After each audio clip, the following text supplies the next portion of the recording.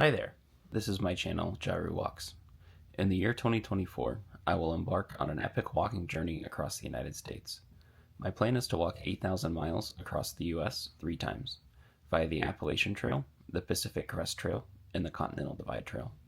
In the hiking world, this is known as a calendar year Triple Crown, and has only been completed by a handful of people in history. I plan to post weekly updates along the way, so you can join me for the journey. Super interesting. So I don't know what this building historically was, but today it's just this beautiful wedding venue.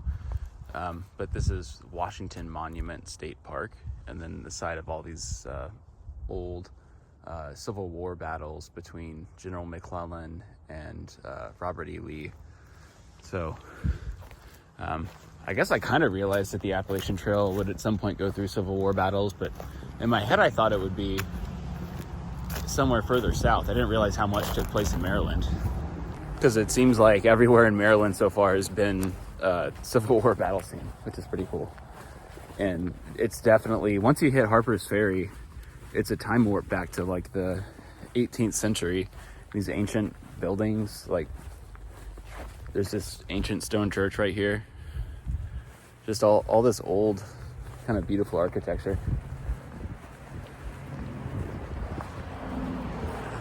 Anyway, pretty cool. Also, look at these beautiful trees.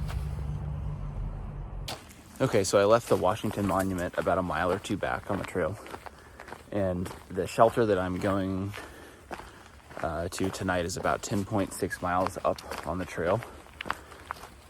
And I saw in the notes, it looked like, I think it's 0.2 miles before that shelter, there's a road crossing.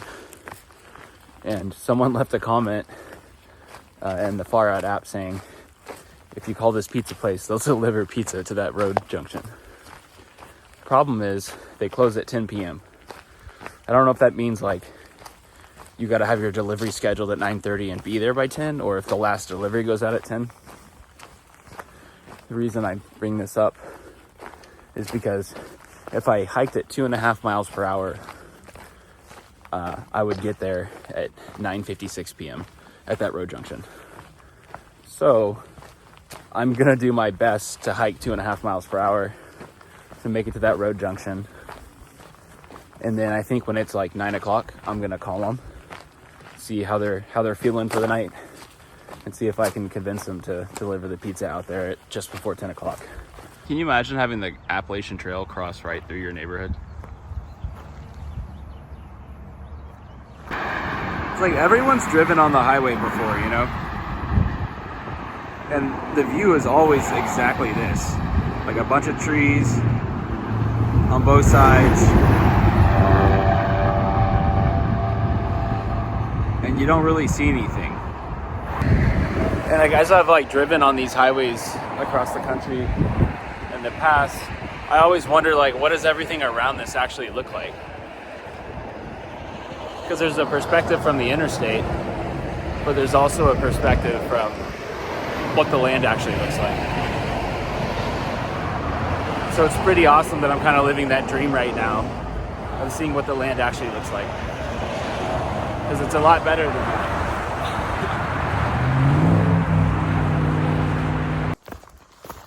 Still running for this pizza. It's 9:21. The lady said she'd leave at 9 o'clock and have it there at 9:20. I told her I'm pretty sure I'm gonna make it there at 9:30 on the dot. It's 9:22 now.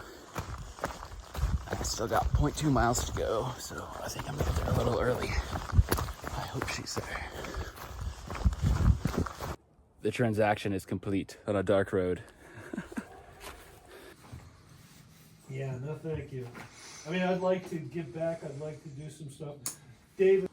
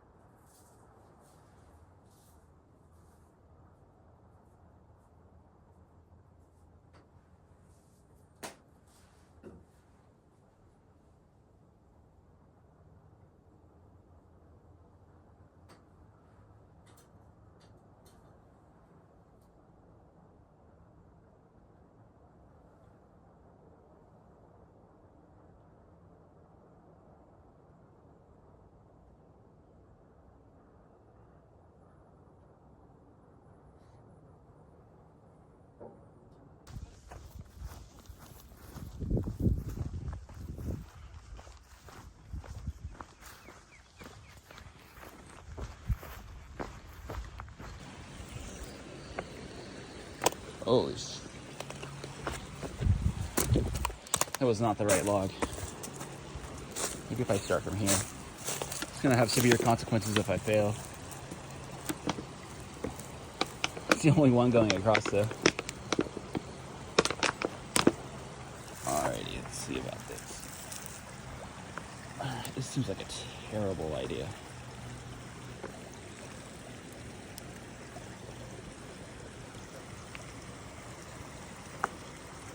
This is a really bad idea.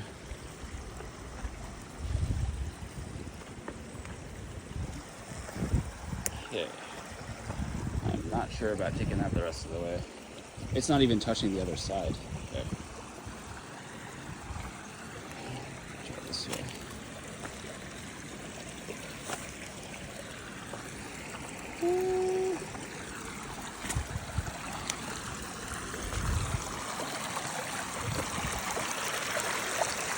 Probably the best spot to actually get the water. As there's bullets flying over my head.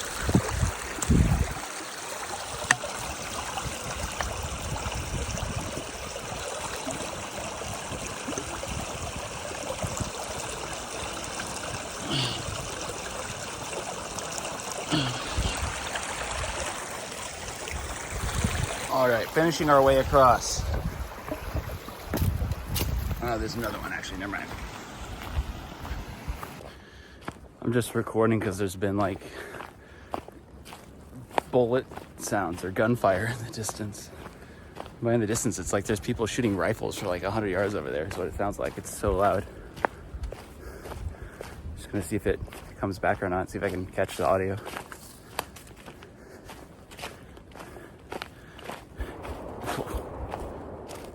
I don't know if you heard that or not, but that is loud.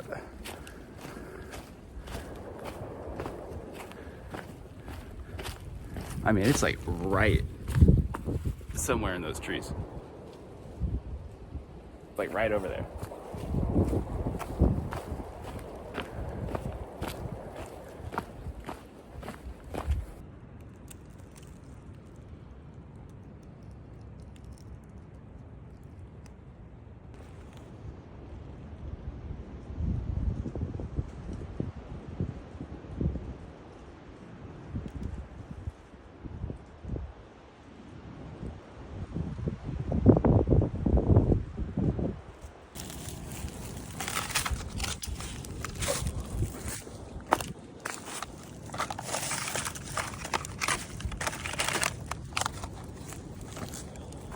It's crazy how you run through Virginia and it's kind of, I don't know, not a lot of mile markers or symbolic steps along the way, right?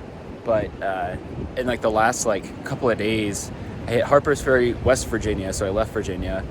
Then I hit Maryland, crossing the Potomac, and now within like a day and a half, I'm at the Mason-Dixon line, crossing from Maryland to Pennsylvania. So now the Pennsylvania portion starts, which is exciting. So anyway, let's see how it goes. That's crazy. So in the last, like, I think 48 hours, let's get the math right. Boom. That's 1 day to this morning, 1 day to that shelter. Roughly the last 48 hours, I left Virginia, came into West Virginia, entered Maryland, hiked across Maryland, and just went into Pennsylvania. 4 states in 48 hours. So cruising through Pennsylvania this morning, something I've heard Pennsylvania called, the Pennsylvania portion of the Appalachian Trail, kind of nicknamed as Rocksylvania, because it has, to some extent, more rocks on the trail than other places. And I'll say, like, I see so far why that's been said, but I will push back and say, man, that sure seems to be exaggerated so far. Now, I'm not the sort of person who walks, I don't even know where I am right now, 15 or so miles into Pennsylvania and then says, wow, for a 300-mile stretch, I now know what it's like. Obviously, a lot can change in 300 miles. But I'm just noting that so far, the Rocksylvania name is totally overblown. And I'm really curious to see does it really get so bad that it would warrant being called Rocksylvania? Or is it a little bit of fear-mongering? Something I've been wondering leading up to now is I've heard that Maryland and Pennsylvania are some of the flatter, easier stretches where you can accrue bigger miles. And at the same time, I heard it described as Rocksylvania, which kind of sounds intimidating, right? But in my head, how can those two characterizations simultaneously exist? That it's one of the fastest stretches, but it's also Rocksylvania. Like, in my head, I was interpreting from that. I know factually that people can put out bigger miles in Pennsylvania. Therefore, if there are lots of rocks in Pennsylvania, they must not actually be enough to slow you down. And therefore, the name Rocksylvania is just kind of overblown. Not very favorable sunlight, but I'm just kind of showing you what I'm dealing with right now. This is my perspective. See all these rocks? And here's my personal take on it. Who cares? Who cares? Who cares? Who cares? Who cares? Who cares? Who cares? Who cares? Who cares? Who cares? Who cares? Who cares? Who cares? Who cares? Who cares? Who cares? Who cares? I don't care. I don't care. I don't care. I don't care. I don't care. I don't care. I don't care. I don't care. I don't care. Still have not stepped on one rock. 0 rocks. Boom, boom, boom, boom, boom. Who cares? Who cares? Who cares? Who cares? Who cares? Who cares?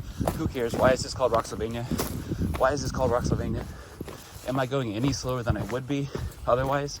I mean, technically these rocks are minorly slowing me down. If there were no rocks, I'd be going minorly faster. But compared to every other section of the trail, it's so flat out here that the flatness overrides the experience. So who cares? Who cares? Who cares? Who cares? Who cares? Lots of rocks. Who cares? I don't care. So I'm starting a new movement to recharacterize Pennsylvania as Flatsylvania. In fact, it's literally hilarious that it's called, well, I don't know where I'm going. There's this giant tower above me, look at that. Oh, and it's fenced off. You know why, because someone's in charge of it. Okay, so I made a wrong turn while I was filming the Who Cares video. So we'll just consider that karma. So anyway, it's just to me so like ironic that Pennsylvania has donned this kind of like seemingly derogatory name, Rocksylvania, when so far it is, well, let me be very clear and very fair. Maryland by far has the best trails, best shelters, holy cow, and the easiest trail. That being said, the fact that Pennsylvania gets the kind of derogatory name Rocksylvania is so bizarre in my head because the trail so far is so forgiving, so flat, so nice. There's rocks, but there's so many like gaps between the rocks that are just this like compacted soft dirt, that it's like hiking heaven. And for it to be called Rocksylvania, I'm sorry, my brain just hurts when people characterize stuff in such a false way.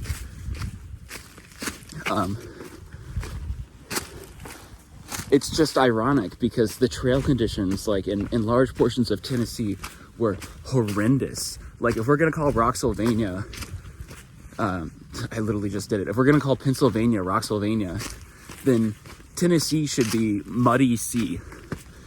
Because like it sure seemed like there was scores and scores of miles of just trail that's 8 inches wide where you're rolling your ankles the whole way if you're following the trail.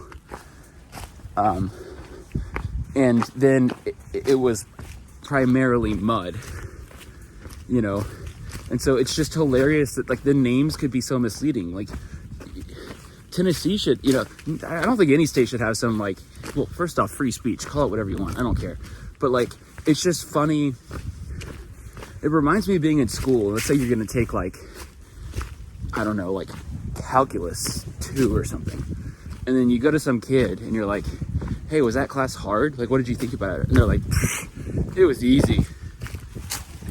And then there's two kinds of kids who do that. The kid who got the C and just didn't give a shit in the first place. Like, it was easy. Well, yeah, dude, getting a C in calculus is not hard. for most, I mean, like for someone who's taking math.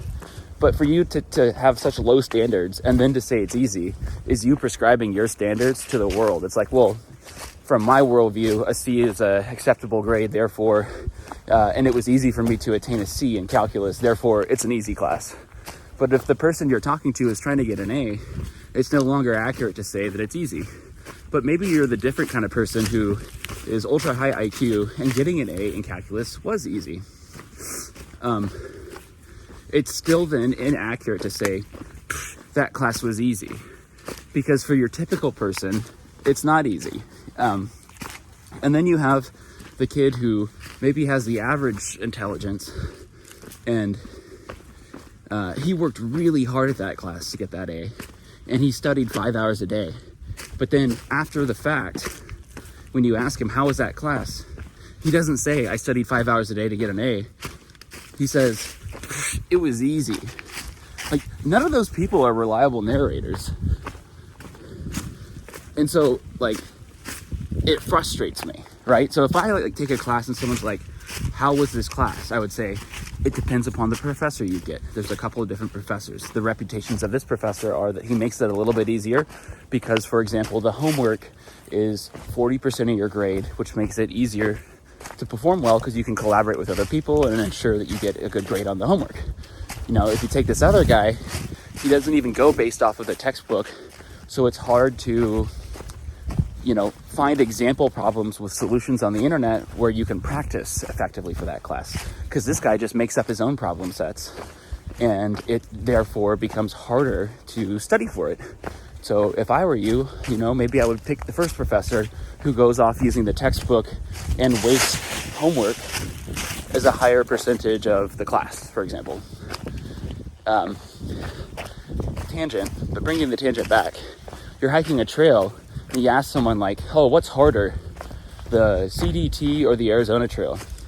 And then there's the sort of person who's like, Arizona Trail's easy. CDT, you know, it's way harder. And it's like, they're the kind of person who just never wants to admit that what they're doing is hard. They just want to explain how the other shit they did in the world was harder, even if it wasn't. And so when you ask people for advice, just, I don't know, this is a rant, but it's like, I don't know, consider, are they a reliable narrator? Because most people in the world literally either emphasize how easy something was when it wasn't for them, or they explain it exactly from their perspective, which is more useful, but then you have to second kind of like edit in your head, okay, what sort of a person is this? What are their values in terms of what is a good grade? And, you know, how naturally gifted are they at this given subject? Okay, well, now I can kind of place their recommendation or their assessment in that context, and now I have a better idea of how hard this class is. So it's the same thing with these trails where, you know, a state gets called Rocksylvania, and then I'm out here and I'm like, why does this have a name but Tennessee doesn't, when Tennessee was like harder than this? Or Georgia was harder than Tennessee and Georgia doesn't have a nickname. It's so bizarre to me that the easiest state other than Maryland so far, it's just hilarious that, you know, this is a serious state. There's hundreds of miles of trail going through it.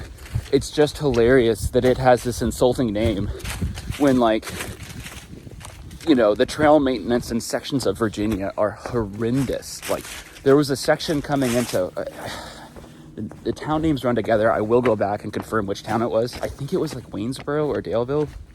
I think it was Waynesboro. I don't know, whatever. So coming into it, it was in that Triple Crown area, but there was about a 40-mile section of the trail where, like, you could see right here the leaves, the skies, the rocks under them. I'm telling you, this section of the trail, the leaves were 9 inches deep and the rocks were that big. Look at my foot. That comes up twice as tall as my foot. Twice as tall as my foot. Now imagine the leaves are here and I'm stepping through onto that. But what if I stepped onto it that way and my ankle rolls? It happened to me maybe 10 times a day. Let me not exaggerate. I'm trying to be exact. 6 times a day, roughly speaking, I would roll my ankle left, and my right ankle, I would roll it right. 6 times a day on each foot, 12 rolls per day. In addition to that, you would be stepping off of like a log like this down into the leaves, and then boom, sometimes the step was way farther than you thought it was. So you just tweak, minor hyperextend your knee. And it wasn't bad like in the Smokies, but you would straight up do it maybe, again, 6 times per day, per knee, 12 times per day. I think that's dead on with how many times that happened. So by the end of the day, you're so frustrated because your knees have headaches, your ankles have headaches, and there's nothing you can do to control it. I mean, talk about a section that would warrant a name. It would be that section. Here I am in Pennsylvania where it's easier, and it's the state that has the nickname. It's just, it boggles my mind, and it just brings back, like, you know, just memories of in life how people can personalize their assessments of experiences where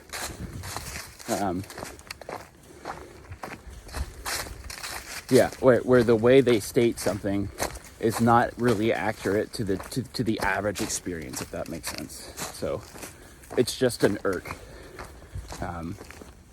I do a lot of ranting out here, but I don't want my videos to be only look at the bird, look at the tree, look at the bridge. Like, wait, this is crazy.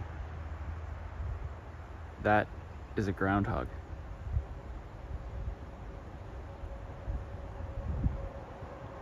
He's on the run. I'm filming this right now because it's the first time that I'm sensing another major ecosystem shift. I remember kind of everything was the same until I hit the Smokies, and then there was an ecosystem shift somewhere on that first ridge coming up. And then pretty much everything stayed the same after the Smokies, back to like how it was in Georgia, all the way to, where would that be? I would say probably all the way to central Virginia. And then it switched to where it's still foothills, but they're not as aggressive. And at that point, you would have these vistas of like rolling hills off in the distance with grass on them. That was kind of new. And then also the architecture shifted to being much, much older. And then I would say there was a shift after Harper's Ferry in West Virginia where the hills really became aggressively softer once you hit Maryland. And that's continued to now, but there's also some kind of a shift with the trees at this point. It just feels a bit more kind of like piney and foresty. And if I just pause, you can see there's a lot of green kind of pine trees that more or less just hit as of this state park, or at least that's the first time I noticed it. So exciting, finally something different. Oh my God, I love Pennsylvania so much. Thank you. Flat, cruisy trail.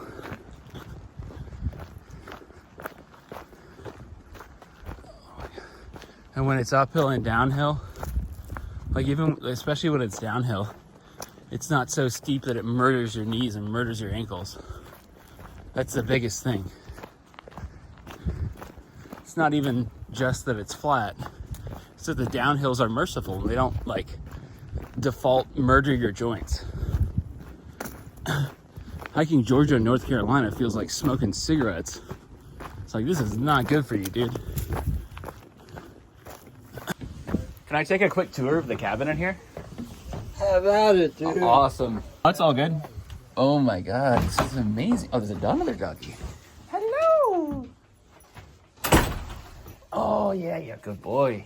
Fireplace, there's heating. Wow, they have beans. That's where my brain's at. There's a dog, an oven. Okay, I see now. Yeah, I gotcha. Yeah, good luck with upstairs. Yeah, right? You got a It's just lot too cool. I have to see it. That's my bed. How old is this?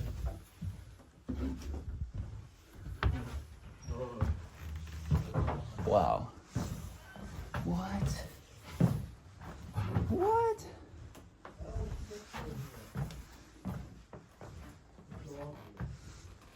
Is it a bed? Extra spare beds? You have netting? Dude, I brought this is a car camp. Put it up. Just put it on rolls. There's like mayo and Doggy. there's like horseradish. I see that. Yeah. We're gonna pull that shit out. And then thanks, Sharon. Oh shit.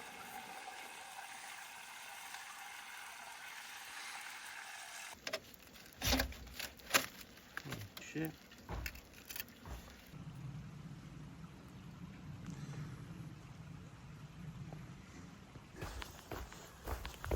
I'm stepping on pine cones and pine needles.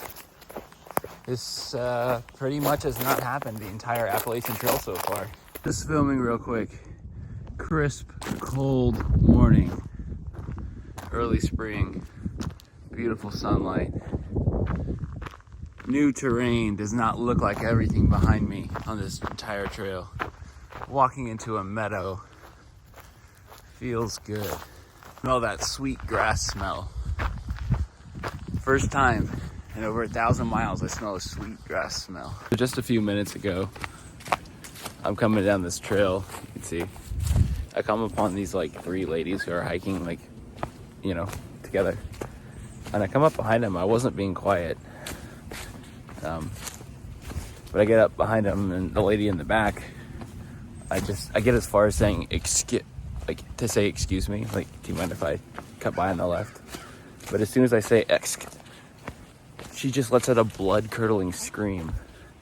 And then her 2 friends turn around, like, horrified, and then look at me, like, angrily, like, and I'm just like, what?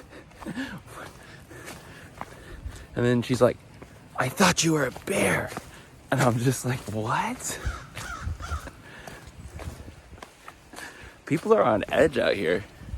Alrighty, quick little update. I came across this sign, and as soon as I saw it, like, it was more like an image to me. I hadn't really read it yet, but I was like, that has to be the halfway point. I wasn't even thinking about it, but that's it. So 1,090.5 miles either direction to Katahdin or Springer. Yeah, and I walked the 1,090 miles to here from Springer Mountain in basically, I think, a little under 2 months. And then I'm going to Mount Katahdin now, where I bailed on my winter southbound. So I've already seen that. So I'm excited to connect the footsteps. But man, one of the things that I really like about the Upper East Coast is just the change in the architecture. Like, just for example, look at this Yellowstone white building. And like, if you look back here, I'm not sure if you can see that well. It's pretty far away, but there's other ones to match back here somewhere. I'm just not used to, I know that American history goes back, well, compared to other countries, it's barely even started, but it goes back a lot farther than 50, 100 years ago, you know. But there was only like a small corner of the country that actually had structures at that time. And so I've just never extensively been to those parts of the country. And that's one of the really cool things about, I would say, probably it started in Virginia a little bit, but then especially in like West Virginia and Maryland, and now in Pennsylvania. It's just getting older and older. So that apparently is the Appalachian Trail Museum. I wish they were open. I would stop there. I'm not kidding. Like, I'd love to see the inside of that building. One of the good things about today is, in something like 10 miles ahead, there's a trail angel who's going to pick me up, and they're going to let me stay at their house for the night. It's going to rain tonight, starting sometime early in the night. And the forecast, as of a couple of days ago, showed that it's going to continue until like 11 or so in the morning. And this morning when I woke up, my water bottle was probably 75% frozen. It was in that slush stage. So it was a pretty darn cold morning, about as cold as it's been in a month or so. So, and that's how it's been pretty chilly the last couple of days. So anyway, depending on the temperature tomorrow morning, if it's below 40, I'm not going to hike in the rain until it stops. If it's above 40, I think I might just bite the bullet and go for it. But the plan is to spend the night with a trail angel. I guess they're going to make dinner and breakfast, which is awesome. I think that's one of the bigger challenges at this stage in the hike, is like a lot of the food that you eat is stuff like ramen noodles and bars and stuff. And it's just kind of like, I don't know, it's just trash food. But at the same time, like, you can't pack out massive meals because it weighs too much. So anyway, one of the nicest parts of the trail, I would say literally the nicest part of the trail, is when it's raining outside and I'm not outside. Oh my God, that feeling is so good. It's happened a couple of times. But then the next best feeling, more than anything, is hitting a town and then just eating proper food, even if it's fast food. Like, you can literally feel your body sucking up whatever the rare nutrients are that it's not been getting, a big one being protein. You can literally feel it just like, oh, yes, it's like an all-you-can-eat buffet for the body, stocking itself up. And you can feel the difference a day or two out from a proper meal. So I think it's now been, I don't keep track of days, but it feels like it's been 7 or 8 days since I've like been at a hostel and had a shower. I think it's probably like 8 days since I've had a shower, laundry. I mean, I hit Harper's Ferry, but there were no hostels in Harper's Ferry, so I just did a food resupply at a grocery store, not a grocery store, at a convenience store ahead of Harper's Ferry. So it's been, other than my first 2 food carries, which were both 8 days, this has been one of my 3 long hauls of the hike. So couldn't come any sooner. Very happy to be a clean person again soon. So got that to look forward to today.